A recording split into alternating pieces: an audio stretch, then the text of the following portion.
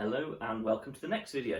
سلام، به ویدئوی بعدیمون خوش اومدید. Continuing the story of Jesus. که قراره باز زندگی عیسی رو تو این ویدئو با هم ادامه بدیم. And in this video we will see him receive a question from John the Baptist. تو این ویدئو در مورد داستانی میخونیم که یحیی تعمید دهنده یک سوالی میپرسه از عیسی. Remember, John the Baptist came before Jesus. اگه یادتون باشه یحیی تعمید دهنده پیش از عیسی بوده. And he had been going around telling everyone that someone was coming after him who was much greater. و وظیفش هم این بوده که میرفته به همه بشارت میداده و میگفته کسی قراره بعد از من بیاد که خیلی بزرگتر از من هستش. That this person would baptize people with the Holy Spirit. و میگفتش که این شخصی که قراره بیاد مردم رو با روح القدس تعمید میده. He would get rid of corruption. از شر بدیها و فساد خلاص پیدا میکنه. And he was the one who would take away sin from the world. و گناه رو هم از توی دنیا پاک میکنه و از بین میبره. Now, after Jesus came and John told his disciples to go and follow Jesus, بعد از اینکه خود عیسی اومد و یحیی تعمید دهنده به شاگرداش گفت برید و عیسی رو دنبال کنین. John continued preaching for a bit, یحیی باز هم تا مدتی به بشارت دادنهاش ادامه میداد. but then was arrested by Herod, one of the kings in the area. ولی در نهایت توسط یکی از پادشاهان اون ناحیه به اسم هیرودیس دستگیر میشه. And by the time we come to now, he'd been in prison for months maybe.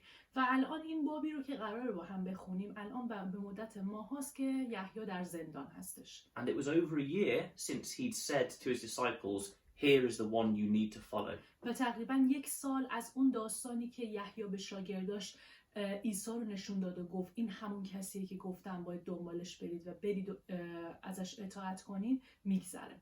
And so we're in Matthew chapter 11. متی باب 11 صفحه 1266 هستیم امروز. And we're going to start off with verses 2 and 3. و با آیات 2 و 3 باب 11 شروع میکنیم. چون یحیی در زندان وصف کارهای مسیح را شنید، شاگردان خود را نزد وی فرستاد تا بپرسند آیا تو همانی که میبایست بیاید یا منتظر دیگری باشی؟ So he sends disciples to see Jesus پس شاگرداش رو یحیی میفرسته که عیسی رو ببینن. and says, are you the one that's meant to come or are we waiting for someone else? و به شاگرداش میگه برید و از عیسی بپرسید آیا تو همون هستی که قرار بود بیاد یا باید منتظر اومدن کس دیگه‌ای باشی؟ We have to understand what John's asking. باید اول درک کنیم ببینیم یحیی چی داره میپرسه. He's not saying he doesn't believe Jesus is from God. منظورش از این حرف این نبوده که به این که عیسی از سمت خدا اومده اعتقادی نداره. He knows he is. When he baptized him, he saw the Holy Spirit come on Jesus. میدونه یحیی که عیسی از سمت خدا هست. زمانی که داشته عیسی رو تعمید میداده روح القدس خدا رو میبینه که بر عیسی وارد میشه. And even had a message from God saying, the one who you see the Holy Spirit come on, that is the one who will baptize people with the Holy Spirit. و پیامی رو هم یحیی از سمت خدا دریافت کرده بوده که اون کسی رو که میبینی روح القدس رو دریافت میکنه از سمت من همون کسی هستش که مردم رو به روح القدس تعمید میده. What he's asking Jesus is, are you the one who is going to come? پس چیزی که اینجا داره میپرسه میگه آیا تو همونی هستی که قراره بیاد؟ And Jews at the time would have understood what that meant. یهودی‌های اون موقع متوجه این سوال میشدن که یعنی چی؟ The one who was to come was almost like a code word for the Messiah.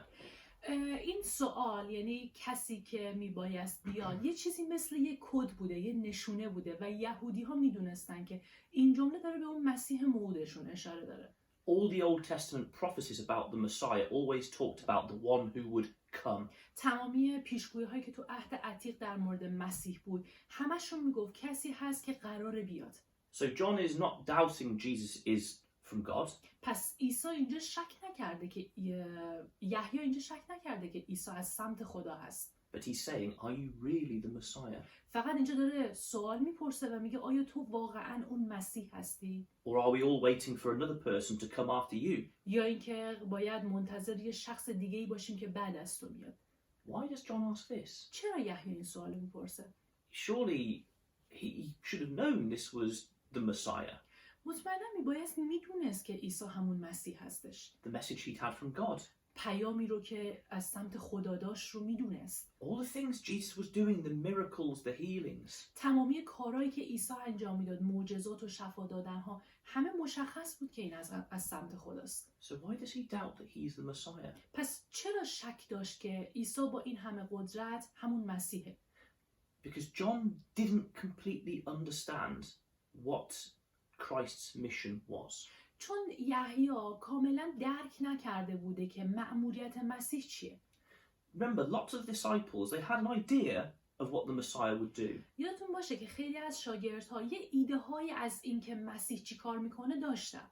And he was meant to come and get rid of all bad and corruption from Israel. اینو میدونستن که قراره بیاد و از بدیها و شرارت‌های بنی اسرائیل اونها رو خلاص کنه. And establish them in good and faithfulness again, worshipping God. و قراره که ایمانداری رو براشون دوباره پایه‌گذاری کنه و کاری کنه که اونها دوباره خدای حقیقی رو بپرستن.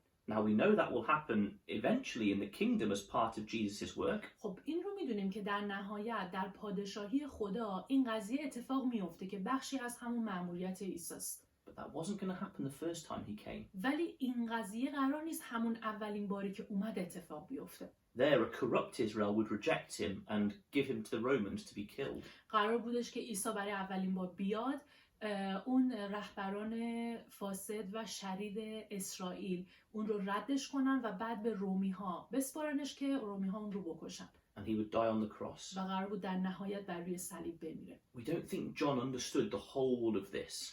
و فکر نمی کنیم که یحیی تمامی این مأموریت رو درک کرده باشه. So Jesus isn't doing what he expects him to do. پس عیسی اون چیزی رو که اون انتظار داره رو انجام نمیده. And because of that, he says to Jesus, are you really the Messiah? به خاطر همین چون کارهایی که میکنه اون چیزی نیستش که یحیی انتظارشو داره، واسه همین یحیی این سوال رو میپرسه که آیا واقعا اون مسیح هستی که باید بیاد؟ So let's see what Jesus does in verses 4 to 6. حالا بیایم ببینیم تو آیات 4 تا 6 عیسی چیکار میکنه. عیسی در پاسخ گفت بروید و آنچه میبینید و میشنوید به یحیی بازگویید که کوران بینا میشوند، لنگان راه میروند، جزامیان پاک میگردند، کران شنوا میشوند، مردگان زنده میگردند و به فقیران بشارت داده میشود. خوشا به حال کسی که به سبب من نلغزد. Now Jesus is very clever in what he tells them to say to John. عیسی اینجا خیلی هوشمندانه که این کلمات رو به کار میبره و بهشون میگه این رو به یحیی بگید. He talks about all the good things like the blind receiving sight, the lame walking.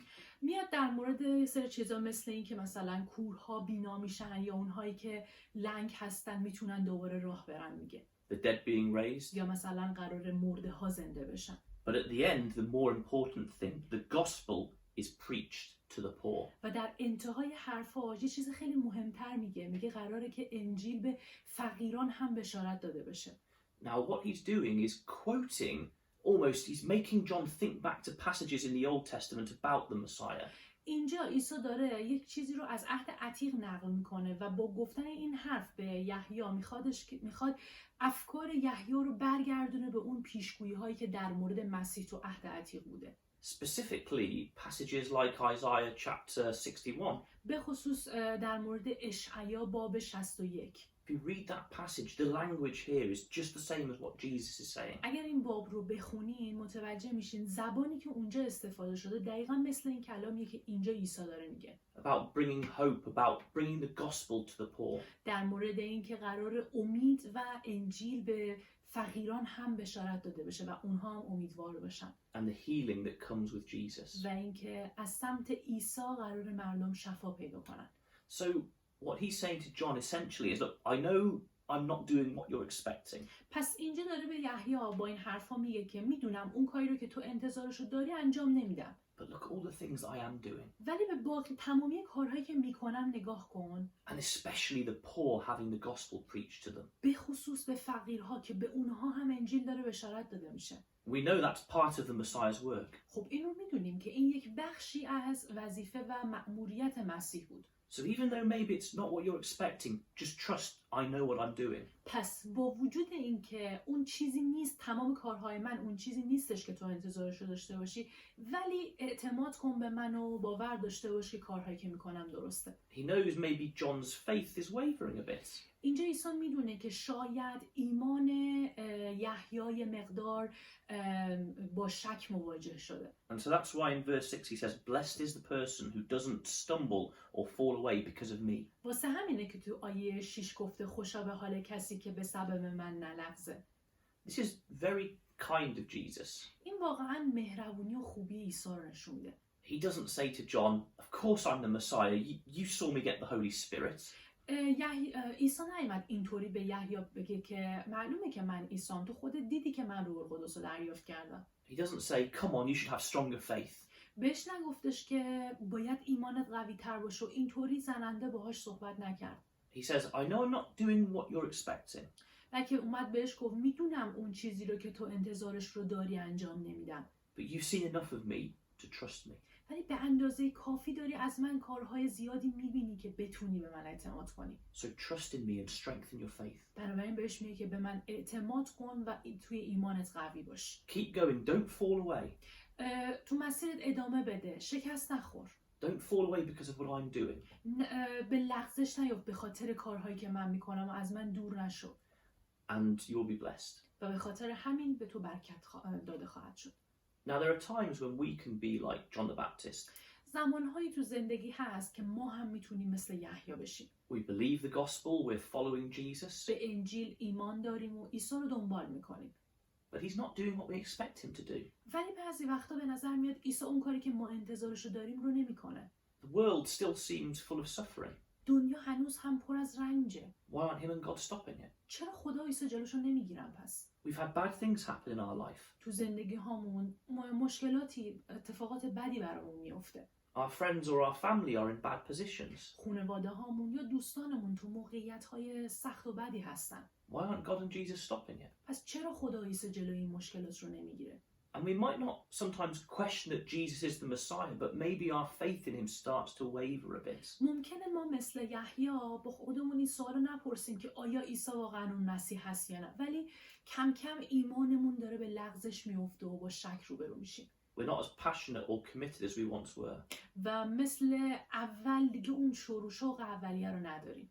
Or maybe we start to think, well, maybe it's not true. Maybe it's all a lie. Jesus wasn't the Christ. یا شاید هم حتی وقتی تو مشکلات که قرار میگیریم با خودمون بپرسیم که شاید اصلا عیسی درست نباشه، شاید اصلا دروغی باشه. He's not doing what I would expect Jesus to do. So actually, maybe he's not really the Christ. چون اون کاری رو که من انتظار دارم به عنوان یک مسیح و مسیح رو انجام نمیده، پس شاید عیسی اون مسیح نباشه. Maybe he didn't rise from the dead and go to heaven. و شاید اصلا عیسی از مرگ زنده نشد، رستاخیز پیدا نکرد و به عرش نرفت. Different disciples have different struggles at different times. پس ایماندارای مختلف تو زندگی هاشون با سختی های متفاوتی روبرو میشن و هر کدومشون هم متفاوت رفتار میکنن. When Jesus isn't doing what they expect. و زمانهایی که توی زندگی هامون به نظر میرسه اون چیزی رو که ما انتظار نداریم عیسی برامون انجام نمیده، باعث میشه که با افکار متفاوتی به ذهنمون بیاد. When people's faith is like this, Jesus is kind. زمانهایی که ایمان مردم اینطوری میشه و با چنین شک‌هایی روبرو میشه، عیسی باهاشون مهربونه. And he gives us the evidence that he is the Messiah. و به ما یه سری شواهدی نشون میده که ما ثابت کنه عیسی همون مسیحه. The works that we can see happen in our lives. مثلا کارهایی که ماها میتونیم تو زندگی هامون ببینیم که داره اتفاق میفته. The love in his character we can see in the Bible. اون شخصیت مهربونش که میتونیم از طریق کتاب مقدس در موردش بفهمیم. The evidence from the Bible that him and God know what they're doing and they have a plan. یا مثلا شواهدی که توی کتاب مقدس وجود داره که نشون میده که عیسی و خدا میدونن دارن چه کار میکنن و در مورد نقشهشون به ما نشون میده. And what Jesus asks is that what we've seen of him, we trust in that and we trust he knows what he's doing. عیسی از ما میخواد که چیزی رو که داره به ما نشون میده رو ببینیم و بهش اعتماد کنیم که عیسی میدونه داره چی کار میکنه و کاری که میکنه درسته. Even if things aren't happening as we would want them to happen or we think they should happen. با وجود این که شاید شرایط زندگیمون اونطوری که میخوایم یا اونطوری که فکر میکنیم باید اتفاق بیفته پیش نمیره. And Jesus says, don't fall away because of what I'm doing. بازم عیسی به ما میگه که به خاطر کاری که میکنم از دور نشین، شکست نخورین و نلغزین. Trust that I know what I'm doing. اعتماد کنید به کاری که دارم انجام میدم و اعتماد کنید که من میدونم چه کاری درسته. Trust that I have a plan for good. اعتماد کنید که من هدفم و نقشم نقشه خوبیه. And as he says, those who hold on, they will be blessed. و اونایی هم که نلغزن و استوار بمونن، همونطوری که عیسی گفته، برکت میگیرن. And that's, again, we're trying to get an insight into Jesus' mind in these talks. اینجوری میتونیم باز یکی از جوانب افکار عیسی رو درک کنیم. And again, we can see the love and the firmness of Jesus. و باز هم اون مهربونی عیسی رو و هم اون محکم بودن عیسی رو درک میکنیم. He is not hard on John. عیسی با یحیی خیلی سرسختانه برخورد نکرد. He understands he has problems. درک کرد که یحیی مشکلاتی داره. But he does tell him, you mustn't fall away, you must trust in me. ولی این حرف رو بهش زد و بهش گفتش که باید به من اعتماد کنی و نباید بلغزی. And that's the message which comes down to us as well. که این همون پیامیه که برای ماها هم گذاشته شده و ماها هم باید این رو درکش کنیم. In next week's video, we'll see him start to talk to the crowd about John the Baptist. توی ویدئوی هفته آینده در مورد این خواهیم خوند که عیسی داره به جمعیتی که اطرافش هست درباره یحیی تعمید دهنده چیزهایی رو میگه. And he gives John the Baptist lots of good praise. و توی اون حرفایی که میزنه میبینیم که چقدر داره از یحیی تمجید میکنه به خاطر کارهای خوبش. But for now, let's just keep that image of Jesus in our mind. ولی برای توی این ویدیو بیاین فعلا این تصویری رو که از عیسی به دست آوردیم رو به یاد داشته باشیم. He tells us firmly, even if we're losing, our faith is wavering, keep trusting. به ما عیسی میگه، یعنی توی شرایطی که باز هم ایمانمون بلغزه و اعتمادمون به عیسی کم بشه، باز هم عیسی به ما میگه که باید بهش اعتماد داشته باشیم و ادامه بدیم. Thank you very much. ممنونیم که به ویدیومون گوش کردید.